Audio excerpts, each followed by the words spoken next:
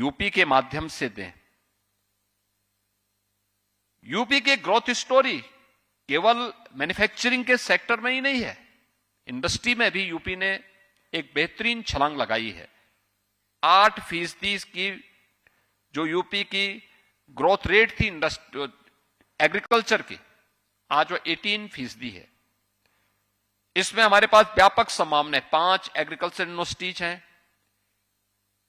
89 KVK के माध्यम से हम उत्तर प्रदेश के अन्नदाता किसानों को वहां पर बेहतरीन ट्रेनिंग देने और उनके मार्केट से जोड़ने की एक व्यवस्था उसके माध्यम से तैयार करते हैं।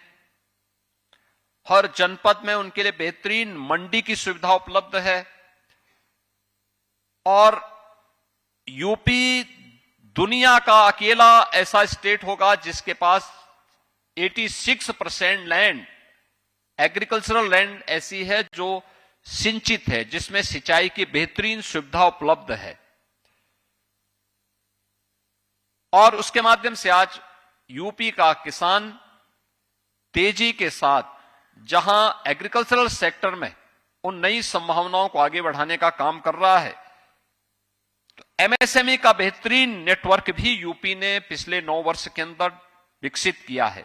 96 लाख एमएसएमई यूनिट आज के दिन पे यूपी के पास मौजूद है। इंडस्ट्रियल ग्रोथ की जो पहली यानी महत्वपूर्ण शर्तें हैं, उनमें उसका आधारभूत ढांचे के लिए महत्वपूर्ण है कि उनके पास एमएसएमई का एक बेहतरीन नेटवर्क हो।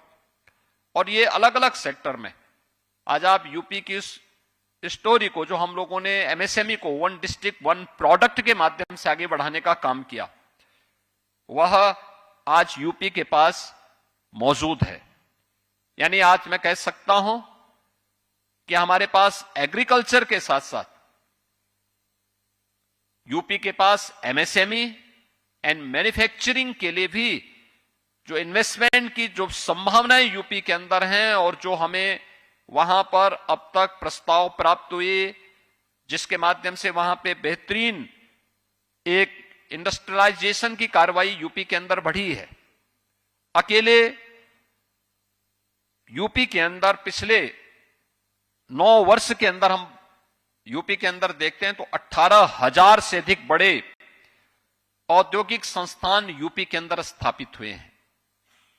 यानी आज से 9 वर्ष पहले यूपी के पास जो बड़े कारखाने थे, बड़ी इंडस्ट्री थी, उनकी संख्या 14,000 थी। आज ये बढ़कर के 33,000 से ज्यादा यूपी के अंदर हुई है और तेजी के साथ इसमें ग्रोथ हो रही है। आज के इस अवसर पर मैं आप सभी को इसके लिए आमंत्रित करूंगा कि आप यूपी की इन संभावनाओं को आगे बढ़ाने में आप हमारे इन्वेस्टर पार्टनर के रूप में यूपी के अंदर आए, इन संभावनाओं को देखें।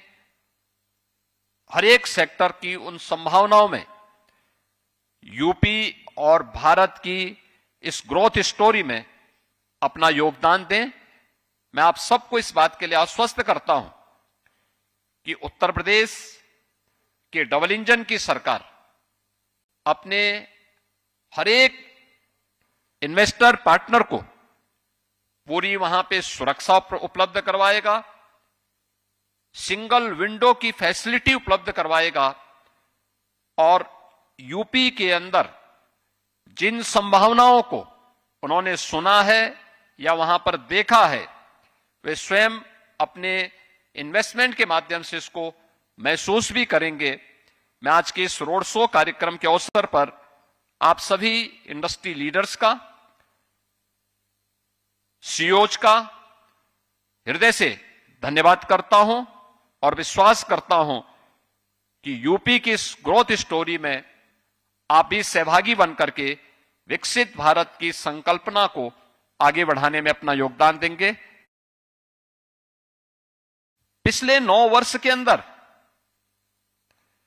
उत्तर प्रदेश के अंदर डबल इंजन सरकार ने स्टेबिलिटी एंड सेफ्टी का जो माहौल दिया, उसी का परिणाम है कि उत्तर प्रदेश अब बीमारू राज्य से उभर चुका है। पिछले 6 वर्ष से यूपी रेवेन्यू सरप्लस स्टेट के रूप में देश के अंदर है और बॉटम 3 से उभर करके यूपी अब भारत की टॉप 3 इकोनॉमी के रूप में यूपी जाना जाता है। हमने पिछले 9 वर्ष में उत्तर प्रदेश की इकोनॉमी को 3 गुना बढ़ाने में सफलता प्राप्त की, यूपी की पर कैपिटा इनकम को 3 गुना करने में सफलता प्राप्त की और अब मैं कह सकता हूं कि यूपी तेजी के साथ उन सभी सेक्टर्स में इन्वेस्टमेंट के लिए अपने इन्वेस्टर पार्टनर्स को आमंत्रित करने के लिए मजबूती के साथ आगे बढ़ा है।